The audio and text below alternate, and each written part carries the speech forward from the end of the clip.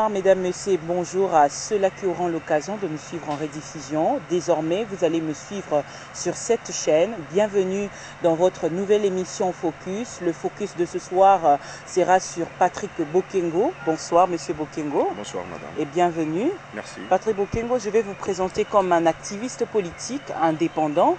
C'est bien cela. Vous avez été candidat aux élections législatives en 2011 dans le cadre du parti MSR.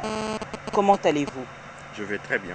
Alors aujourd'hui, où est-ce qu'on peut vous situer carrément? Je suis là. J'ai été, comme vous venez de le dire, candidat dans le compte de MSR. Aujourd'hui, je suis indépendant. Je suis en train d'évoluer dans mon propre compte.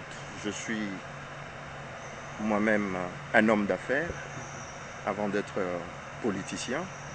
Donc je bosse, je travaille dans ce que je fais pour aider ces pays à aller plus loin, que ces pays, ces grands pays puissent aussi être cités un jour dans cette Afrique, pourquoi pas au monde. Voilà. Je suis venu à la demande en 2006 du gouvernement congolais, à tous les étrangers, tous les Congolais de la diaspora, de venir donner un plus, mettre la main sur la pâte pour faire avancer ces pays. C'est depuis 2006 que je suis là, malgré que je bouge, mais je suis au Congo. Vous êtes au Congo, vous êtes homme d'affaires, vous le faites ici à Kinshasa ou dans le Katanga exactement? Parce que on vous a plus connu au Katanga, hein, il faudrait le dire. Oui, bien sûr, je suis né au Katanga, je suis moi-même katangais, donc bien sûr, j'ai grandi au Katanga et à un moment, j'ai fait des affaires au Katanga, j'ai résidé au Katanga pendant 5 ans quand je suis arrivé. Et voilà, donc les choses, la vie a fait qu'un jour j'ai quitté le Katanga pour partir en Afrique du Sud, en Europe. Voilà, aujourd'hui je suis en train d'évoluer, de faire les affaires au Congo-Brazza, au Mozambique et partout en Afrique.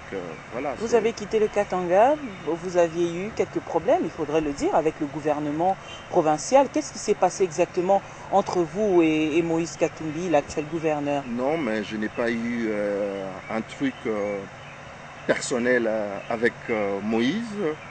Le gouverneur que moi-même j'ai voté en 2006.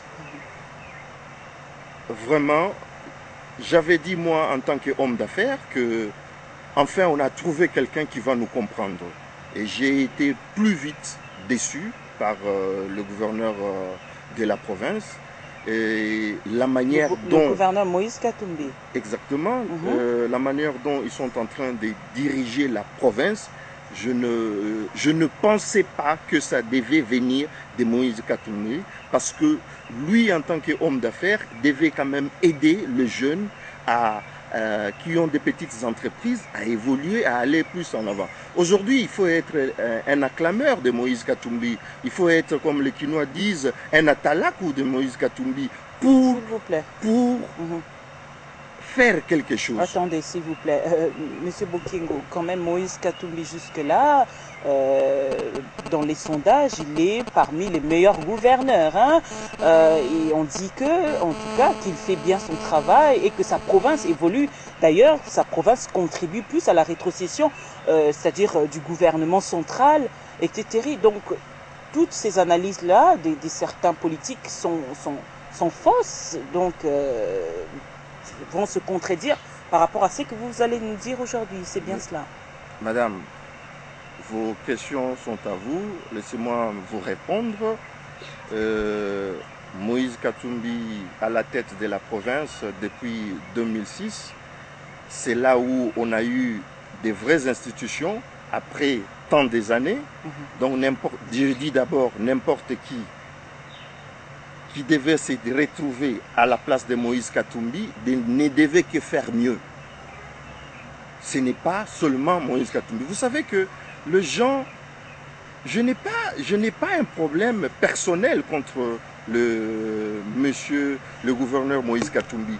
J'ai un problème de système. Le système Moïse Katumbi ne marche pas. Il ne marche pas, ce système. C'est le système de faire des gens, le riche plus riche, et qu'un Libanais qui arrive, que les Katangais ont vu, qu'il devient, 3 mois après, qu'on commence à l'appeler patron. C'est ça que je suis en train de combattre. Déplorer. Voilà, Moïse Katumbi n'est pas un saint. Il y a des problèmes très sérieux au Katanga aujourd'hui. Comme il y en a partout d'ailleurs. Comme il y en a partout, oui. Comme il y en a partout. Vous savez qu'il y a des coins au Katanga où les gens pensent que des fois Moïse sort de sa poche pour faire une route. Ce n'est pas comme ça. Il y a les routes qui ont été financées par le gouvernement central. Il y a des choses qui ont été financées par la Banque mondiale. Il y a ce que le gouvernement provincial a pu faire. Mais c'est ce qui se fait partout. Exactement. Oui, mais exactement. C'est ça que je vous dis. Monsieur Bokengo, qu'est-ce que vous lui reprochez exactement aujourd'hui? Moi, je reproche à Moïse Katumbi son système. Qui n'est pas... C'est un système qui n'aide pas le jeune à évoluer. Madame, il n'y a aucun jeune aujourd'hui, je le répète tous les jours, il n'y a aucun jeune aujourd'hui qui n'est pas dans le cercle de Moïse Katumbi, à qui il n'est pas, son père n'est pas ministre ni quoi, qui a $1 million dans son compte aujourd'hui. C'est une honte pour une province qui a fait cette année 1 million de tonnes de cuivre, là où vous trouvez tout le minerai. Dans 20 ans, madame, dans ces Katanga, vous avez, nos enfants vont hériter quoi? Des trous? Avec un peuple, avec quelle jeunesse? Qui n'a rien? Parce que les gens croient aujourd'hui qu'il suffit d'avoir une voiture et une maison quelque part. C'est ça? C'est comme ça qu'il faut faire, qu'il faut construire cette jeunesse? Non, je ne pense pas. Moi, je voyage beaucoup, je vais dans beaucoup de conférences, je rencontre beaucoup de jeunes de différents pays. Et franchement, ce n'est pas de cette manière que on peut. Moi, aujourd'hui, je suis en train de militer pour la jeunesse, afin que la jeunesse puisse trouver sa place. Voilà mon combat que j'ai aujourd'hui. Et Moïse Katumbi, qui est bien entendu, moi, ce n'est pas moi qui le dis, c'est lui-même qui le dit. Comment vous pouvez être dans une province comme le Katanga, et lui-même a dit qu'il y a 95% des chômeurs, ce sont des jeunes. Ce n'est pas normal. Qu'est-ce que fait Moïse Katumbi? Mais s'il le dénonce, peut-être que parce qu'il y a une bonne perspective, peut-être qu'il va arranger les choses. Mais beaucoup de gens font état quand même de la bonne gestion de Moïse Katumbi, qui serait un bon gestionnaire. Donc vous pouvez être un bon gestionnaire d'une équipe. Moi, par exemple, j'ai toujours dit, Moïse Katumbi, personne ne peut contester ça. C'est un bon président. Il a une équipe très bien organisée. J'ai toujours dit, et si le même Moïse pouvait faire comme il fait de son équipe la province, on devait être même plus loin que là où on est aujourd'hui. Parce que vous ne pouvez pas être gouverneur, vous êtes dans tout vous-même. Ce n'est pas normal. Vous êtes vous-même transporteur, douanier, restaurateur ou quoi. Non. Il faut laisser aussi la place aux autres. Voilà, ce sont des choses que, ici à Kinshasa, peut-être les gens ne savent pas, mais au Katanga, les gens le savent, mais personne n'a eu le courage de le dire. Moi, je l'ai dit. Il y a 2 ans, j'ai commencé à le dire. Je commençais à le dire qu'il faut ouvrir. Il faut aussi écouter les autres. Vous ne pouvez pas seulement être un acclameur pour avoir un marché. Il faut aussi écouter les autres. C'est pour tout ce que vous venez de relater que vous avez pu arrêter vos affaires dans le Katanga. C'est bien cela? Madame, moi je suis contre l'injustice. Et je ne peux pas vivre dans un endroit où il y a l'injustice. J'ai refusé de voir ce que je voyais. Je suis libre de le faire. J'ai quitté et je suis allé là où aussi les gens m'ont écouté. Et ils m'écoutent. Et aujourd'hui, quand je le disais, tout le monde disait, non mais Patrick, tu exagères. Et aujourd'hui, il y en a combien? Vous ne savez pas. Je connais combien de gens ont quitté la province du Katanga en attendant que Moïse Katumbi puisse partir pour rentrer. Il y en a beaucoup. Mais donc ils le gouverneur pas. actuel du Katanga est en train de tout bloquer. Mais vous allez les dire d'abord sur quelle chaîne. Montrez-moi une chaîne de télévision, là où vous allez parler contre Moïse Katumbi. Montrez-moi. Quelle chaîne? Il n'y en a pas. Dans le Katanga, hein, il faudrait bien préciser. Dans le Katanga, il n'y en a pas. Vous voulez insinuer que Moïse Katumbi bloque tout, gère tout? Le Katanga, c'est dans sa poche. C'est ce que vous voulez insinuer, Monsieur Bokengo. Madame, vous savez combien de missions que j'ai fait, moi, à Patrick Bokengo Katanga, qui n'ont jamais été diffusées, où les journalistes sont rentrés le lendemain pour me remettre ce que j'ai payé. C'est pas normal. On est ici à Kinshasa. On a plus de 100 chaînes de télévision. Et aujourd'hui, malgré que les choses, on ne peut pas tout dire, mais les opposants s'expriment. Vous savez qu'il y a un moment que le gouvernement provincial a voulu faire croire qu'il n'y a même pas d'opposition au Katanga. C'est faux. C'est faux. Il y a les gens qui ne sont pas contents, et ils sont nombreux, qui ne sont pas contents de cette gestion de Moïse.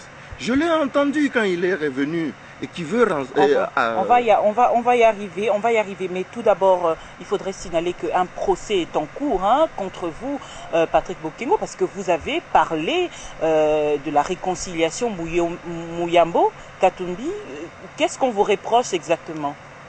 Écoutez, moi je suis très actif sur les réseaux sociaux. J'ai dit un mot sur la réconciliation Moïse Mouyambo. Comme il y a eu plus de 2000 commentaires, j'ai aussi été un de ces commentateurs.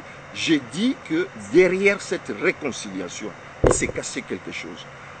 Madame, Monsieur Mouyambo a écrit 13 lettres, 21 lettres ouvertes à Moïse Katumbi, là où il dénonce tout ce que je parle aujourd'hui, la fraude, même le trafic d'uranium, ce qui était grave. Il y a même mort d'hommes.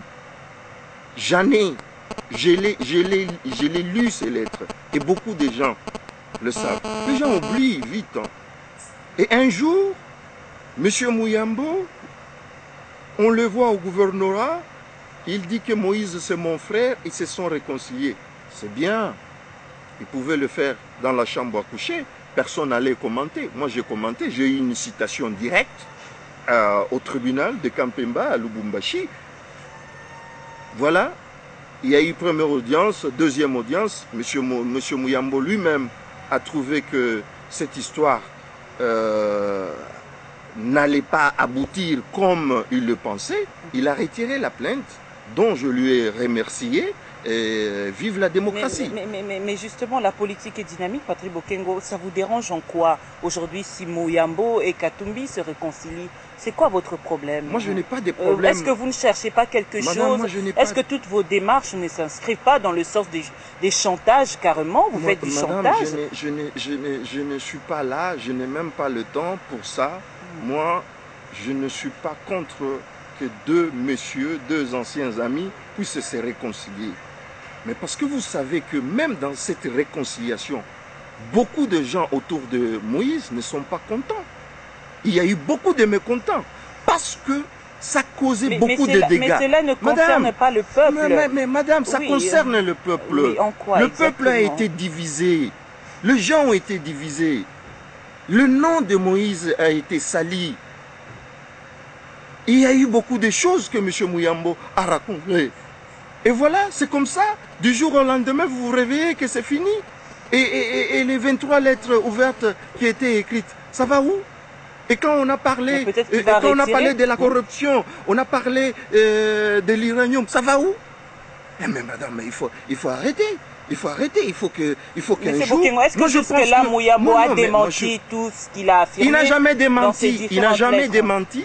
Et moi, j'ai demandé au gouverneur de lui porter plainte, afin qu'il puisse être lavé, parce que ça va le rattraper un jour. Alors, on va parler justement du retour de Moïse Katumbi, qui était absent pendant plusieurs moments. bon, il y a quelques personnes qui ont parlé de l'empoisonnement et tout. Vous, c'était quoi votre version et tout, etc. Parce que, exactement, c'était quoi votre version exactement? Parce que on a parlé de l'empoisonnement. Vous, vous êtes quand même ressortissant du Katanga.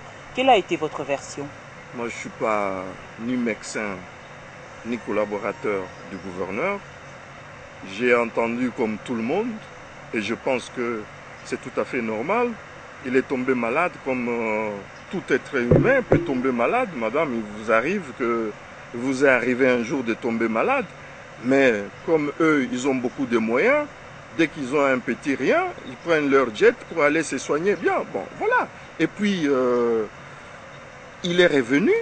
Voilà ce qui s'est passé. S'il y avait un empoisonnement, je pense que le gouverneur, quand il est arrivé, devait parler de ça. Le gouverneur a été malade, comme tout le monde. Dieu merci qu'il est rentré, il est vivant. Bonne journée, donc vous êtes content? Je suis content, je suis content qu'il rentre, il est bien. Moi, je n'attaque pas, je n'ai pas de problème personnel avec M. Moïse. J'ai un problème avec son système. Donc je ne combats pas la personne, je combats le système qui ne fonctionne pas bien et que le gouverneur doit aussi écouter ceux qui ne l'acclament pas tous les jours. C'est ça mon problème. Le gouverneur est rentré, on l'a suivi, je l'ai suivi aussi, là où il a parlé de ses pénaltys. Je ne sais pas ce qu'il voulait dire de ses pénaltys. Voilà. On va en parler justement. C'est un discours en swahili d'ailleurs, cette langue qui n'est pas comprise par tout le monde. Vous parlez swahili parce que vous êtes du Katanga. Bien évidemment, lorsqu'il a parlé des faux penalty et tout, à moins qu'un bébé vient de naître pour qu'il ne comprenne pas qu'il parlait des mandats ou des victoires. Pensez-vous qu'il mettait en cause la victoire de Joseph Kabila en 2006, en 2011? Non, mais je pense que cette question, il faudra lui poser lui-même. Mais moi, en tant que... En tant que politique, comment avez-vous analysé cela? Analyste pour analyser, lorsqu'il parlait de faux penalty. Effectivement, il met en cause. Quand il compare, quand il dit premier penalty, le gardien a sauvé, deuxième, il a sauvé, troisième, les gens sont fâchés et ils doivent sauter dans le, sur le terrain. Franchement, je n'ai pas compris grande chose. Même en swahili, ça tombe un peu. Il n'y a que lui vraiment qui sait exactement ce qu'il voulait dire. Mais moi, ce qui est important, il ne mettait pas en cause la victoire de Kabila. Tout à fait. Il faut pas prendre. On n'est pas des petits enfants. Tout à fait. Il mettait en cause la victoire de Kabila et vraiment, le message était clair dans le sens qu'il n'y aura pas de troisième mandat. Voilà. Est-ce que c'est le moment de parler du troisième mandat, justement? Joseph Kabila lui-même, il n'en veut pas. Le porte-parole du gouvernement dénonce justement tous les jours. Il lui reste encore 2 ans. Et dans 2 ans, plusieurs choses peuvent se passer. Est-ce que c'est le moment de prendre ce courage-là et de dire que non, il ne faudrait pas un troisième mandat, etc. Pensez-vous que c'est le moment de le faire?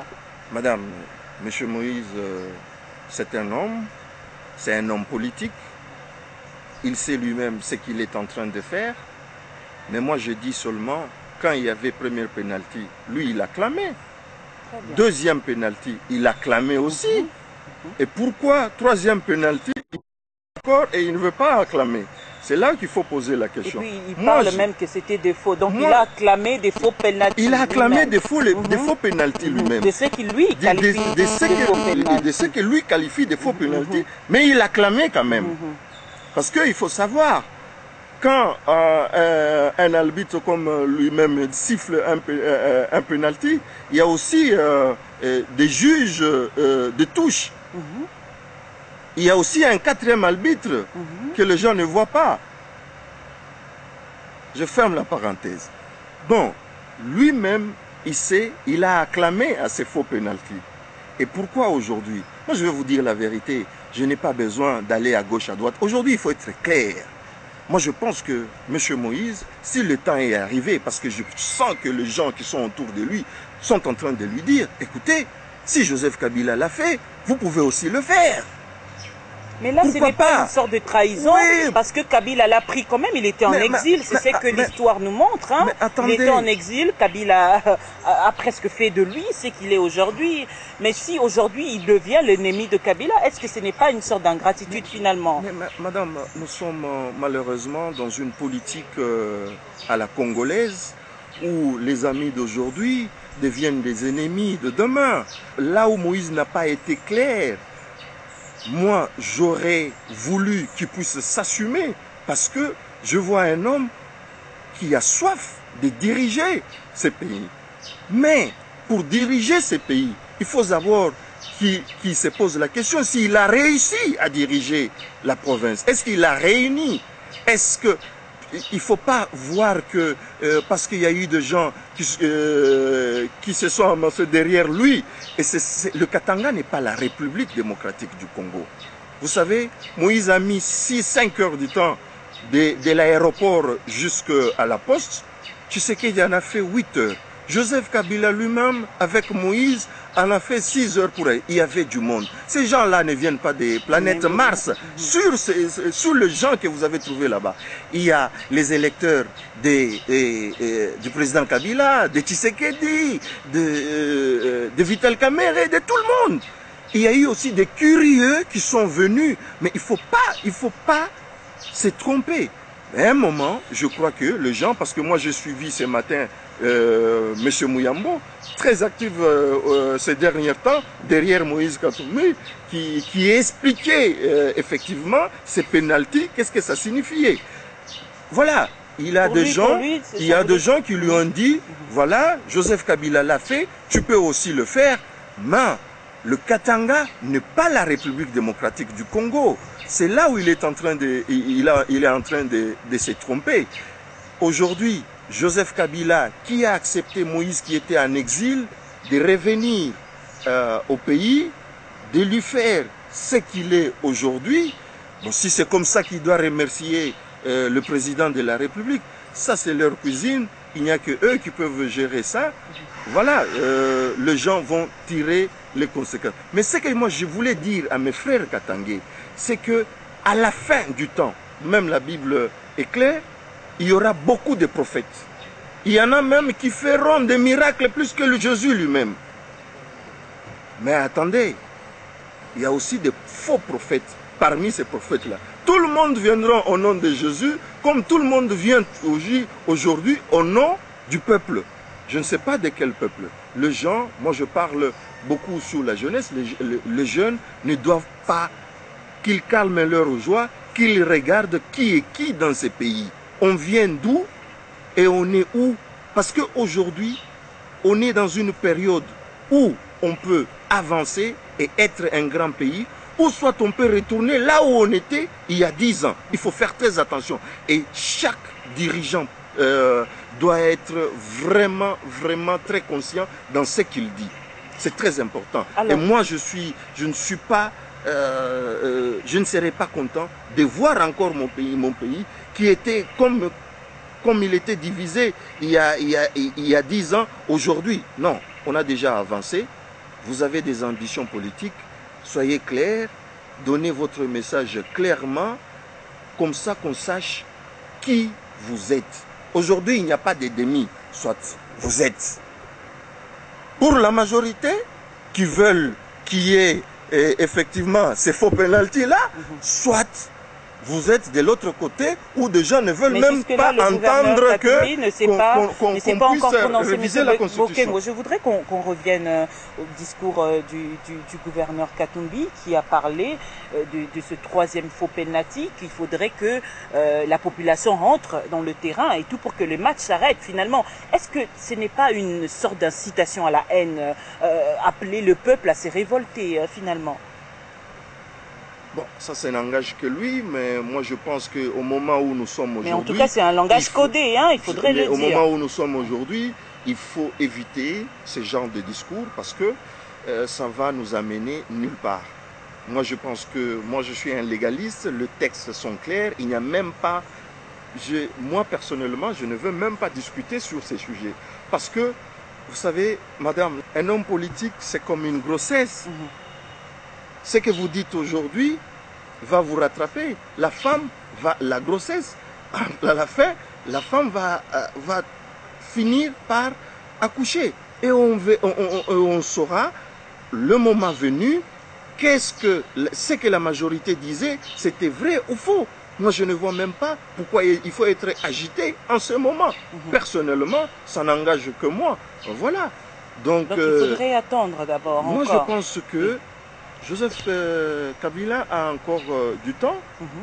Moi, je pense que si lui-même, la Constitution lui permet de ne pas s'exprimer, et si vraiment nous sommes des légalistes et nous parlons des tests, il faut lui laisser le temps. Le moment venu, il va s'exprimer.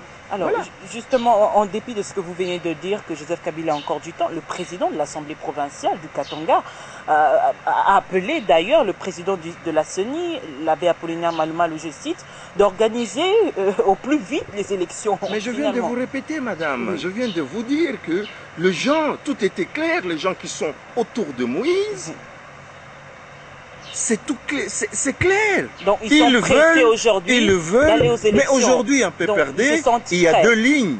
Il y a les gens qui disent à Moïse Katumbi, voilà, on vient de vous présenter, si Joseph Kabila n'avait pas son poulain, on vient de lui présenter son poulain. Est-ce que c'est une sorte d'obliger à Joseph Kabila un dauphin finalement. Mais Kabila lui-même avait dit qu'il n'y avait pas de dauphin. Oui, mais ils sont en train de l'obliger. Voilà, nous, si toi tu n'as pas trouvé, nous avons trouvé notre dauphin et il s'appelle Moïse Katumbi. C'est clair, madame. Aujourd'hui, il y a deux lignes au PPRD. Il y a les gens qui pensent que, voilà, il faudrait aller au référendum pour amener Joseph Kabila à faire 3 mandats. Il y a aussi maintenant des gens qui sont contre cela, qu'ils présentent Moïse Katumbi comme le dauphin de Joseph Kabila. C'est ça la vérité. Mais le dernier mot revient au peuple, hein, en tout cas. Peut-être qu'il pourrait s'exprimer par la voie référendaire. C'est bien cela, M. Vous venez de rejoindre ce que je disais avant. Il faut qu'on puisse respecter le texte. La Constitution qui a fait de nous tous, si nous sommes assis là où nous sommes aujourd'hui, c'est à cause de ces textes. Alors, respectons, le temps va arriver.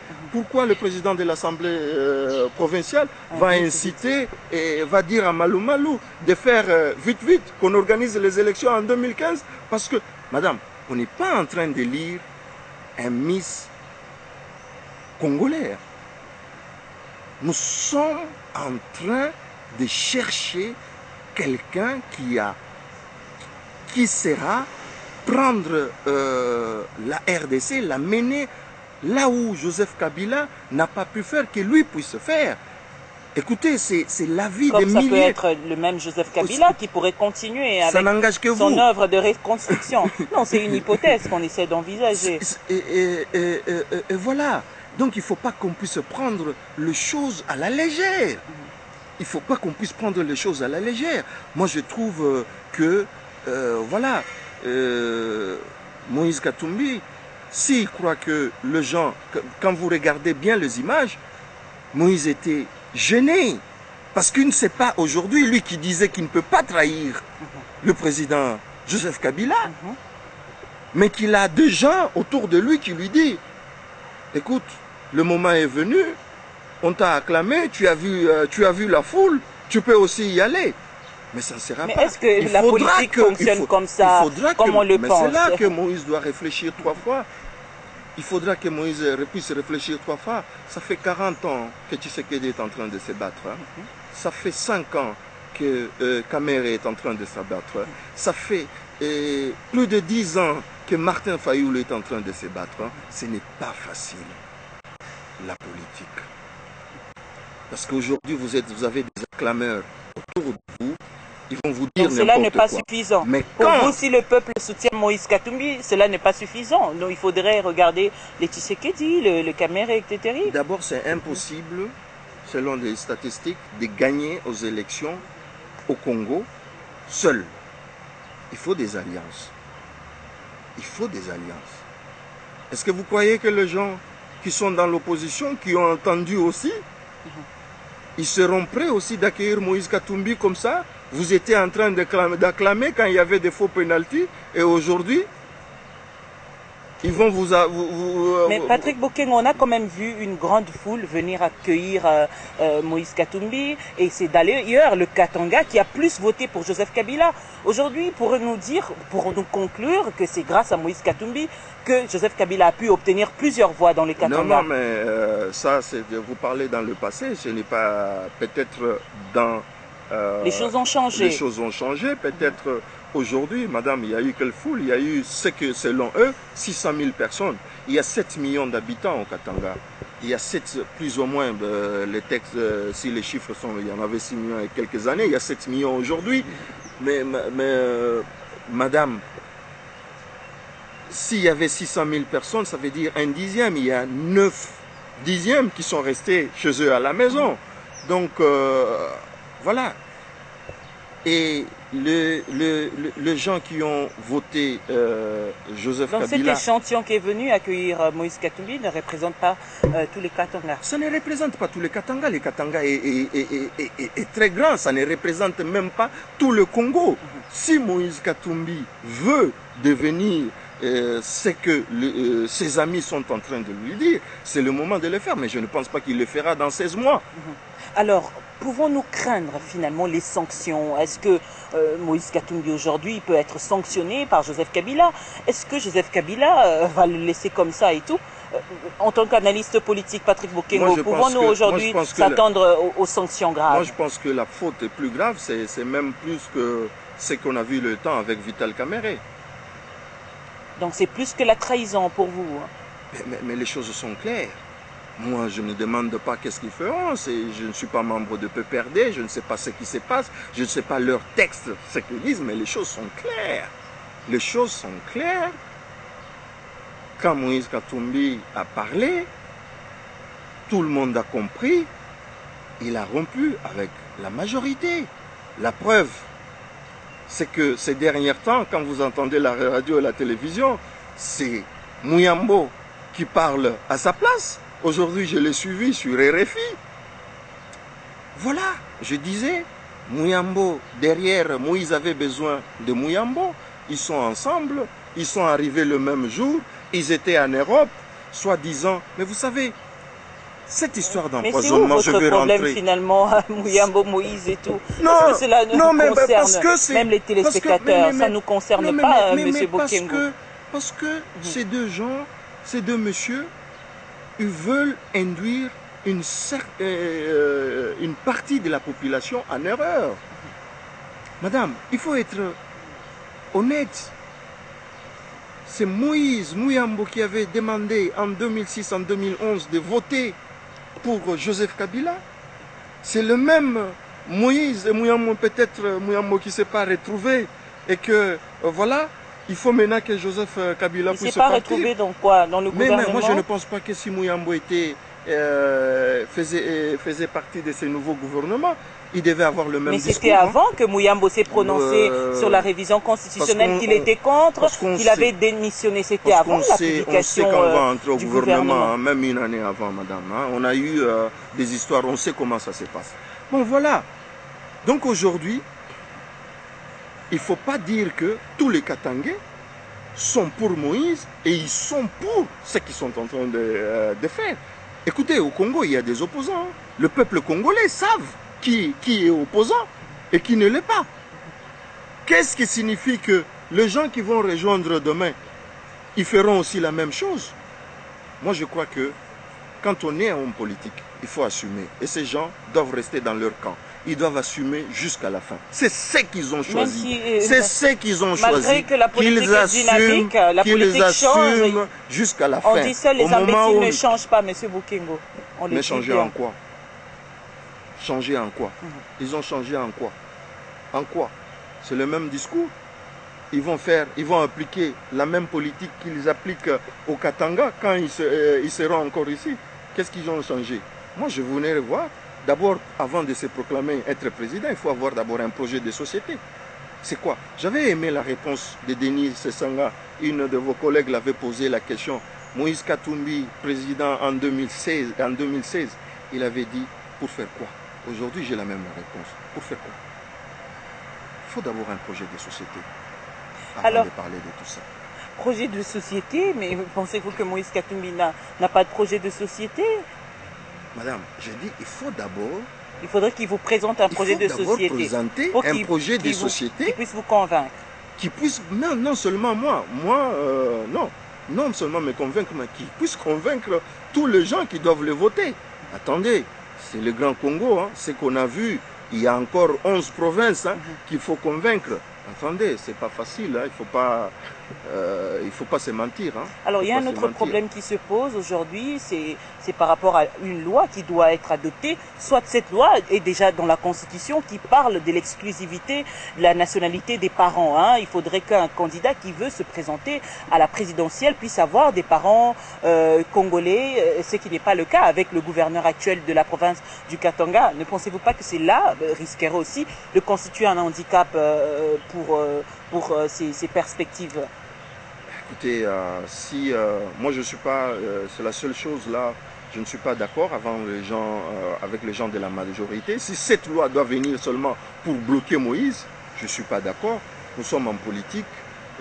Voilà, si Moïse a ses capacités de faire ce qu'il va faire, qu'il le fasse. Mais si on doit s'attacher à quelques lois pour bloquer quelqu'un, demain, ça sera quelle loi encore? Mais est-ce que qui vous dit quand que tu n'as pas des enfants, c'est une loi qui cible juste le gouverneur du Katanga? Peut-être que c'est la logique. C'est de la bonne guerre. Aujourd'hui, on parle de l'exclusivité de la nationalité en République démocratique du Congo. C'est déjà une loi qui se trouve dans la Constitution, M. Bokingo. C'est de la bonne guerre. Effectivement, ça vient de leur famille. Il n'y a que eux qui savent pourquoi ils vont faire ça. Et puis c'est eux qui sont majoritaires au Parlement. Voilà, s'ils trouvent que c'est pour bloquer Moïse, bien évidemment, ils vont le faire. Bon, ça leur regarde. Moi, je parle pour des Katangais. Je suis en train d'éclairer à des jeunes, à des gens qui nous suivent. Voilà, il faut reculer, avoir une minute de conscience pour penser de là où on est venu, de là où nous sommes et où nous allons. C'est juste ça. Le reste, ce qu'ils feront, ça ne les regarde que eux. Alors, un autre discours prononcé depuis plus de 2 semaines, bientôt d'ailleurs plus de 2 semaines, c'est celui du président de la République, Joseph Kabila, un discours prononcé devant les 2 chambres du Parlement réunies en congrès, c'est-à-dire discours à la nation, qui a fait beaucoup de polémiques, surtout sur une parole prononcée par Kabila, qu'il souhaiterait qu'il accepte des conseils ou suggestions, mais pas d'injonctions. Et cela a fait en sorte que plusieurs voix puissent s'élever. Monsieur Bokingo, pensez-vous qu'il avait mal agi parce qu'il parlait aussi de la souveraineté du pays, de la République? Oui, effectivement, j'ai suivi les discours du chef de l'État.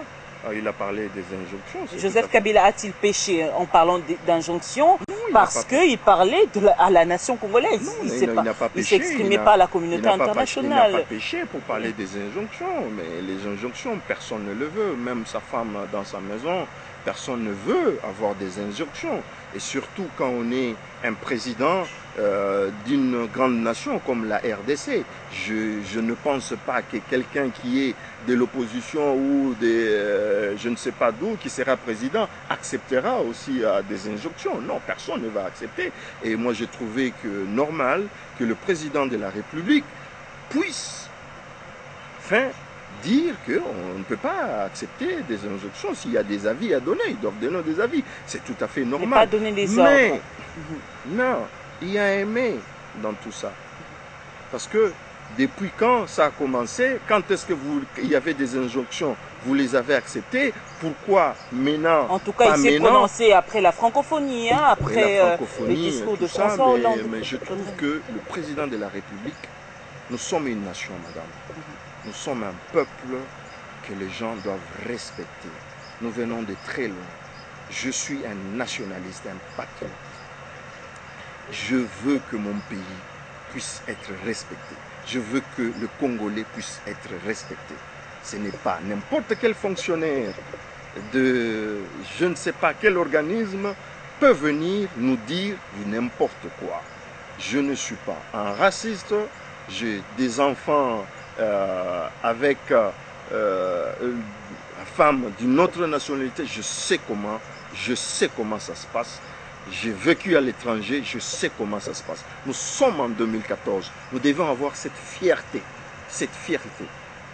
Voilà, c'est vraiment, si la première fois ou la deuxième fois que j'ai accepté ces discours et j'étais content que le président de la République puisse se prononcer de la sorte.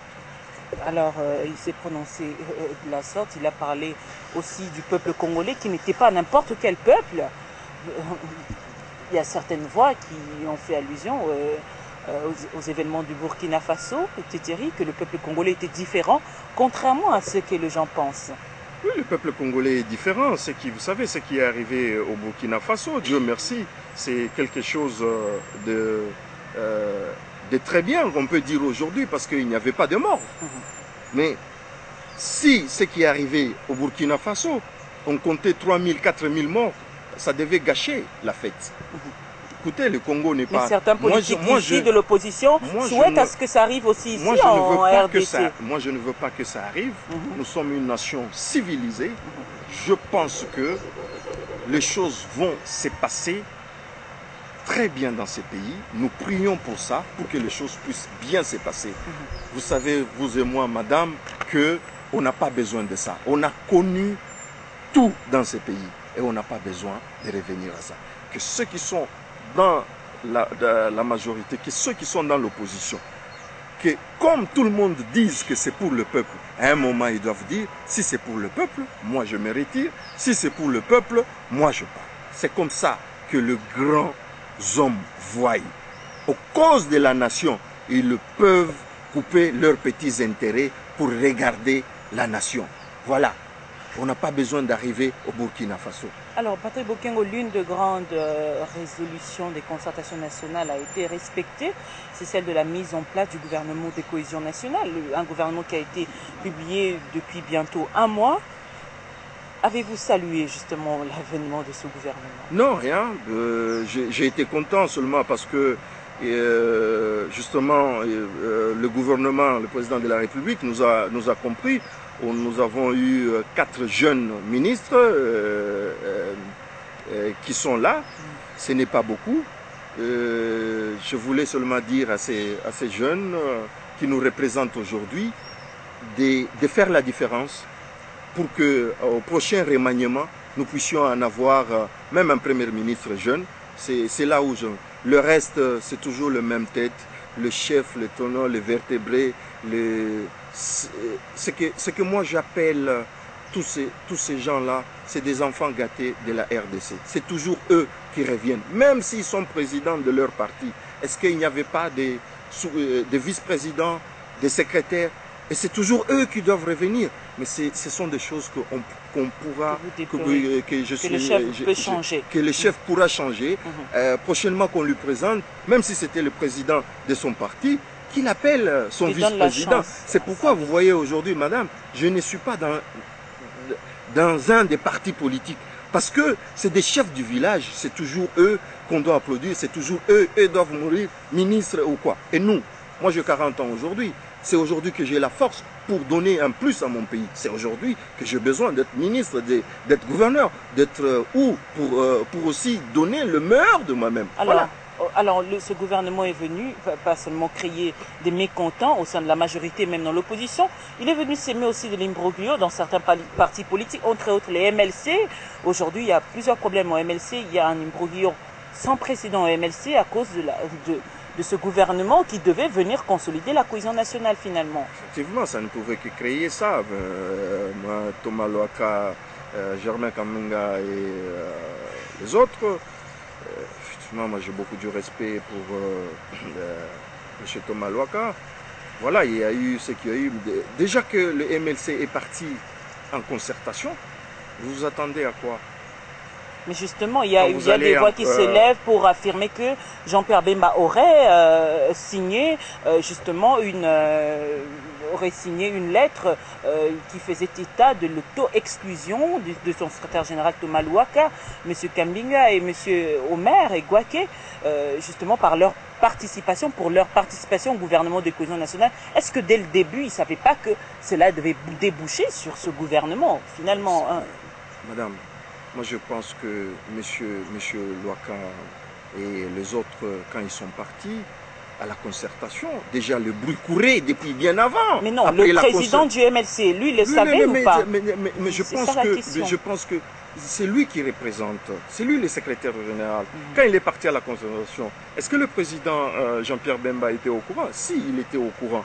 Mais maintenant, le problème se pose. Est-ce que, quand on lui a proposé d'entrer au gouvernement, est-ce qu'il a fait rapport à son président?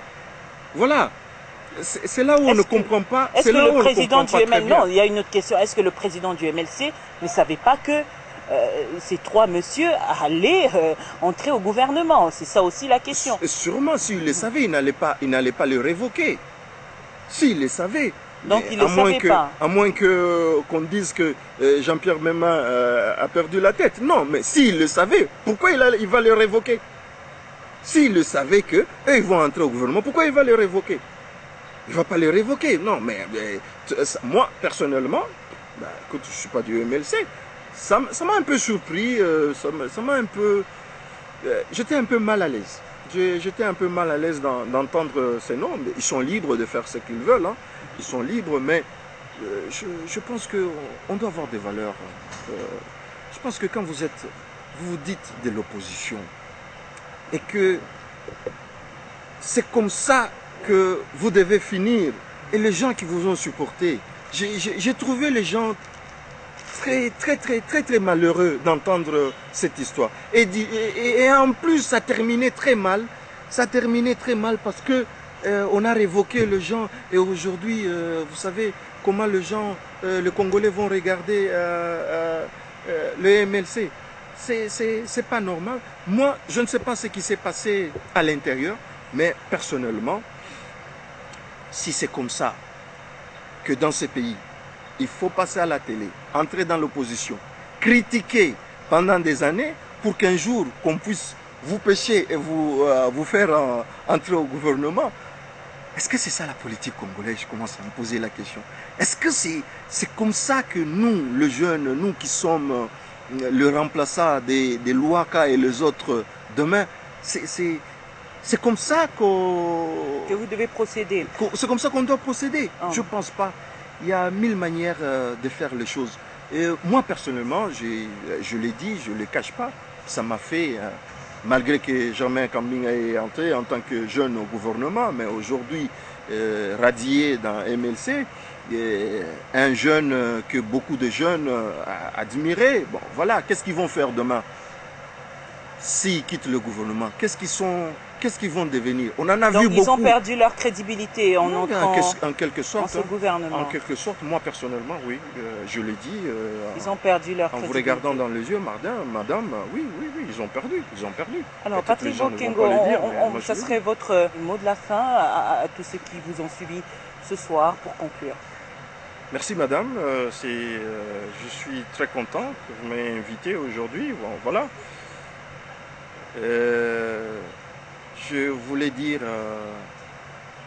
à des jeunes Congolais que nous devons travailler. Moi j'ai toujours dit, même si demain X et Y est président de la République, mais si nous avons le même système, la même tête, la même manière de penser, nous n'allons pas avancer. Nous devons réfléchir autrement, dire aux aînés, là où ils ont fait des erreurs, nous pouvons faire mieux. Et de regarder en avant, d'étudier et de réfléchir sur chaque chose qui se passe en ce moment dans notre pays. Parce que ces dirigeants, aujourd'hui, quand il y a des élections, ils nous appellent, nous les jeunes, pour qu'on soit en avant. Et dès que, après les élections, ils commencent à se partager le gâteau eux seuls. Et ils nous laissent, nous, sans avenir. Mais je dis aujourd'hui, nous représentons 60%. Nous pouvons changer les donnes. Nous pouvons nous choisir aujourd'hui nos dirigeants que nous voulons. Et nous pouvons être nous-mêmes dirigeants et pour que demain, ces grands géants puissent enfin se réveiller et que le monde puisse dire qu'il y a des gens qui ont pris de bonnes décisions un jour en RDC. Merci. En RDC, ce serait votre mot de la fin. Patrick Bokengo, merci d'avoir répondu à notre invitation. C'est moi qui vous remercie. Je vais rappeler, vous êtes un activiste politique indépendant jusque-là. Vous avez des ambitions, bien évidemment, d'essayer de briguer encore un autre mandat législatif en 2016. Mesdames, Messieurs, à vous également, merci pour l'attention que vous avez bien voulu nous accorder. Vous allez retrouver cette émission sur Internet, sur la page Facebook Barbara Yakonzoli Nzimbi, mais aussi sur YouTube. Lorsque vous tapez Barbara, vous allez retrouver cette émission. Tout le plaisir a été pour moi de vous la présenter. Je vous retrouve très prochainement sur votre chaîne. À très bientôt.